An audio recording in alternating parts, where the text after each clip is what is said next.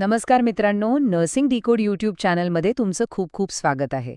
आज आपण एका इंटरेस्टिंग केसवर काम करणार आहोत. The case of the confusing kidneys. म्हणजे काय की किडनीचे आजार समजायला खूप अवघड जातात. का? कारण बहुतेक आजारांमध्ये लक्षणं सारखीच असतात. ताप, अंगदुखी, मळमळ. मग खरा आजार ओळखायचा कसा? तर याचं उत्तर काही खास, अगदी विशिष्ट संकेतांमध्ये दडलेलं आहे. आणि आज आपण तेच संकेत ओळखायला शिकणार आहोत. चला सुरू करूया. आणि हाच तर सगळ्यात मोठा प्रश्न आहे. ताप, मळमळ, अंगदुखी ही लक्षणे इतकी कॉमन आहेत की किडनीच्या जवळपास प्रत्येक आजारात ती दिसतातच.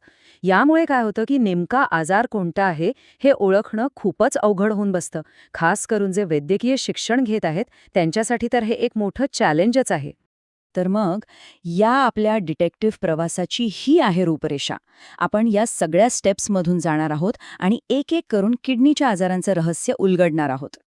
आपलं पहिलं काम आहे या कोड्याचं मूळ समजून घेणं.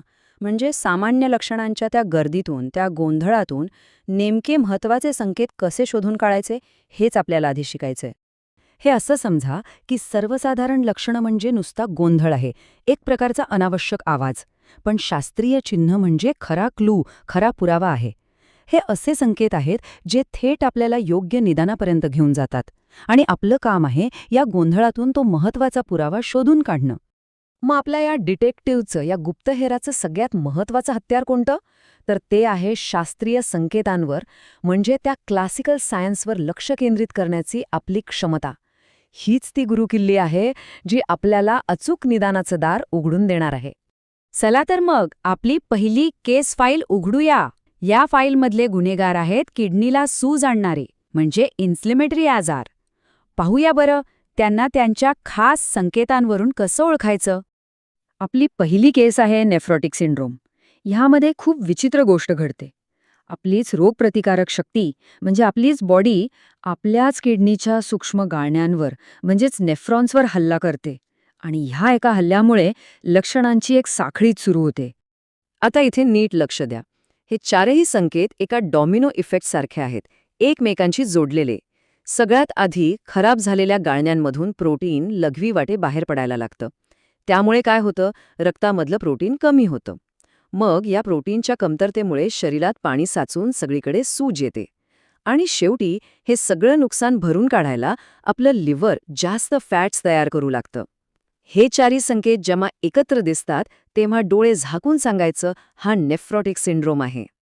आपला पुढचा गुन्हेगार आहे ग्लोमेरुलोफ्रायटिस. इथे किडनीच्या मुख्य गाळणीला सूज येते. विचार करा, चहा गाळायच्या गाळणीची छिद्र मोठी झाली तर काय होईल? चहाच्या चोथ्यासोबतच अजून बरंच काही कपात येईल, बरोबर ना? इथेही तसंच काहीतरी होतं. आणि हा आहे याचा क्लासिकल क्लू. जेव्हा किडनीची ती गाळणी खराब होते तेव्हा त्यातून लाल रक्तपेशी म्हणजे आरबीसी लघवीमध्ये गळायला लागतात. ह्या पेशी पुढे अरुंद नळ्यांमधून जाताना तुटतात, ज्यामुळे लघवीचा रंग अगदी कोकाकोलासारखा गडद होतो. हा एक अतिशय महत्त्वाचा निर्णायक पुरावा आहे. आता बोलूया पायलोनेफ्रायटिसबद्दल. हा आजार म्हणजे थेट किडनीच्या आत झालेलं इन्फेक्शन. याची सुरुवात होते सामान्य युरिनरी ट्रॅक इन्फेक्शनने म्हणजे UTIने. पण जेव्हा हे बॅक्टेरिया मूत्रमार्गातून प्रवास करत थेट किडनीपर्यंत पोहोचतात तेव्हा मात्र परिस्थिती गंभीर होते. मग याचा पुरावा कसा शोधायचा? तो दडलाय वेदनेच्या जागेत. आपल्या पाठीच्या बाजूला जिथे बरगड्या संपतात बरोबर त्याखाली आपली किडनी असते. त्या जागेला कॉस्टोव्हर्टिब्रल अँगल म्हणतात. जर या जागेवर हलकासा जरी धक्का लागला किंवा दाब दिला तरी रुग्णाला असह्य वेदना होत असतील तर हा एक पक्का पुरावा आहे की इन्फेक्शन थेट किडनीपर्यंत पोचलं आहे. इन्फेक्शनप्रमाणेच किडनी स्टोन ही सुद्धा एक खूप वेदनादायी समस्या आहे. पण इथे गंमत अशी आहे की ही वेदनाच आपल्याला स्टोन कुठे आहे हे शोधायला मदत करते. चला या वेदनांच्या नकाशाचा मागोवा घेऊया. ही स्लाइड म्हणजे वेदनांचा नकाशाच आहे. नीट बघा, जर स्टोन किडनीमध्ये असेल तर वेदना पाठीच्या बाजूने सुरू होऊन खाली पसरते. जर तो मूत्रवाहिनीमध्ये म्हणजे युरेटरमध्ये अडकला असेल तर वेदना पाठीच्या खालच्या भागातून जांघेकडे जाते. आणि सगळ्यात आश्चर्यकारक म्हणजे जर स्टोन मूत्राशयात म्हणजे ब्लॅडरमध्ये असेल तर वेदना पोटाच्या खालच्या भागातून थेट खांद्यापर्यंतही जाऊ शकते. म्हणजे वेदनेचा हा प्रवासच आपल्याला स्टोनचं नेमकं लोकेशन सांगतो. आतापर्यंत आपण वेगवेगळ्या आजारांबद्दल बोललो, पण काय होतं जेव्हा किडनी आपलं काम करणंच थांबवते? चला, रिनल फेल्युअर या गंभीर स्थितीचे शरीरावर होणारे परिणाम समजून घेऊया, जो एका डॉमिनो इफेक्टसारखा असतो.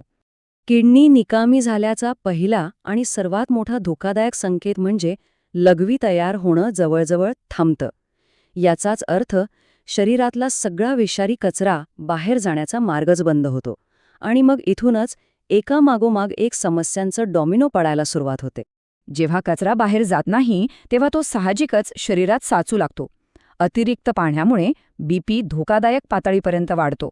पोटॅशियमसारखी खनिजं वाढतात, ज्यामुळे थेट हृदयाच्या कामावर गंभीर परिणाम होऊ शकतो. थोडक्यात सांगायचं तर संपूर्ण शरीर विषारी द्रव्यांनी भरून जातं.